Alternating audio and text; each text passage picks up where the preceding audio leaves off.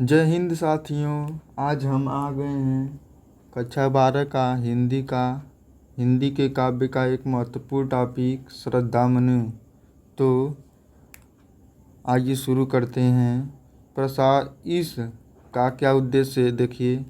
प्रसाद जी ने कामायनी में देव संस्कृति के विनाश के बाद देव संस्कृति के विकसित होने वाली मानव संस्कृति एवं मानवता के विकास की मनोवैज्ञानिक कहानी प्रस्तुत की है। यह विकास श्रद्धा और मनु के योग से हुआ है। क्या कर रहे हैं? प्रसाद जी ने अपने कामायनी में देव संस्कृति के विनाश के बाद, मतलब देवताओं की संस्कृति जो विनाश हो जाती है, तब धरती पर विकसित होने वाली मानव संस्कृति एवं मानवता के विकास की मनोवैज्ञानिक कहानी प्रस्तुत की है। मतलब अपने ढंग से मनोवैज्ञानिक कहानी प्रस्तुत की है। यह विकास श्रद्धा और मनु के योग से हुआ है। प्रस्तुत स्थल श्रद्धा और मनु के प्रथम दर्शन एवं परस्पर सहज आकर्षक के वर्णन से आरंभ होता है। इसमें श्रद्धा के रूप तथा शील का चित्रण है। अंतिम भाग में श्रद्धा मनु अर्थात मानव को संदेश दे रही है। तो आइए शुरू करते हैं। पहले पढ़ते हैं। कौन तुम संस्कृति जल निधि तीर, तरंगों से फेंकी मणि एक, कर रहे निर्जन का चुपचाप प्रभा की धारा से अभिषेक। मधुर विश्रांत और एकांत जगत का सुलझा हुआ रहस्य एक, करुणामय सुंदर मौन और चंचल मन का आलस्य। तो पहली पंक्तियों में श्रद्धा और मनु के प्रथम दर्शन का वर्णन है। यह आप प्रसंग में लिख सकते हैं। तो क्या लिखेंगे? प्रस्तुत पंक्तियों में कवि ने मनु और श्रद्धा के प्रथम दर्शन का वर्णन किया है। तब कौन तुम, श्रद्धा मनु से कहती हैं कि हे अपरिचित मनुष्य, तुम कौन हो?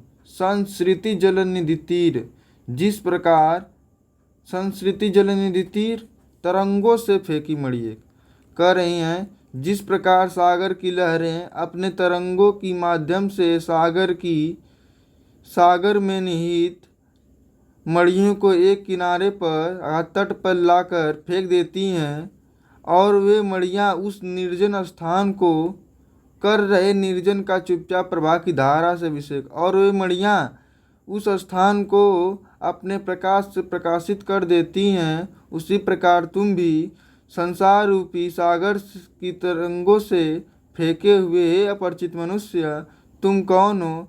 तुम भी उस स्थान को उसी प्रकार प्रकाशित कर रहे हो जिस प्रकार सागर से निकाली हुई मणियाँ, फेंकी हुई मणियाँ उस स्थान को प्रकाशित कर रही हैं। तो एक बार और देखते हैं। कौन तुम संस्कृति जलनिधि तीर, तरंगों से फेंकी मणि एक। श्रद्धा मनुष्य कहती हैं कि हे अपरिचित मनुष्य, तुम कौन हो? जिस प्रकार सागर की लहरें अपने तरंगों से सागर में निहित मणियों को एक किनारे पर एक तट पर लाकर फेंक देती हैं, उसी प्रकार संसार रूपी सागर की लहरों के द्वारा फेंके हुए हे मनुष्य, तुम कौन हो? तुम भी उस निर्जन स्थान को, उस वीरान स्थान को उसी प्रकार प्रकाशित कर रहे हो जिस प्रकार वे मणियाँ उस स्थान को प्रकाशित करती हैं। और देखते दूसरा बता। मधुर विश्रांत और एकांत जगत का सुलझा हुआ रहस्य एक, करुणामय सुंदर मौन और चंचल मन का आलस्य। फिर श्रद्धा मनुष्य कह रही हैं कि हे परिचित मनुष्य, तुम्हारे मुख पर मधुरता, थकावट और नीरवता झलक रही है, जगत का सुलझा हुआ रहस्य, और तुम ऐसे प्रतीत हो रहे हो कि कोई संसार का रहस्य सुलझ गया हो। एक करुणामय सुंदर मन, और तुम्हारा जो सुंदर मौन है उस पर करुणामय अर्थात करुणता झलक रही है, और चंचल मन का आलस्य, और तुम्हारा मन इन सभी चीज़ों से अर्थात थकावट, मधुरता और नीरवता से चंचल मन ने भी अब आलस्य को घेर लिया है। तो फिर देखते हैं, मधुर वृषांतर और एकांत जगत का सुलझा हुआ रहस्य, एक करुणा में सुंदर मन और चंचल मन का आलस्य। कर रही है श्रद्धा मनुष्य, हे परिचित मनुष्य, तुम्हारे मुख पर मधुरता, थकावट और एकांत मतलब नीरवता या विरान, तो यहाँ पर नीरवता अर्थ निकालेंगे। तो हे अपरिचित मनुष्य, तुम्हारे मुख पर मधुरता, थकावट और नीरवता झलक रही है और तुम संसार के एक रहस्य के सुलझे हुए, अर्थात तुम्हारे रहस्य को सुलझ गए हैं, अर्थात तुम संसार के सुलझे हुए रहस्य के समान मालूम पड़ते हो। और तुम्हारा जो सुंदर मौन है, अर्थात तुम्हारा जो सुंदर मुख मौन है, वह करुणा से परिपूर्ण है, करुणामय है, करुणा से परिपूर्ण है। और तुम्हारे चंचल मनों ने आलस्य को घेर लिया है।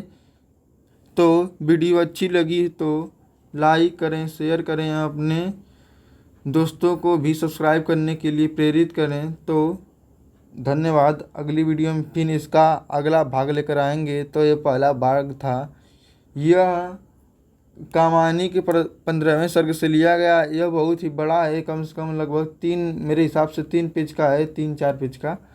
तो धीरे धीरे पढ़ेंगे 2-2 श्लोक, 2-2। तो वीडियो अच्छी लगे तो एक लाइक ज़रूर ठोकिएगा। तो धन्यवाद।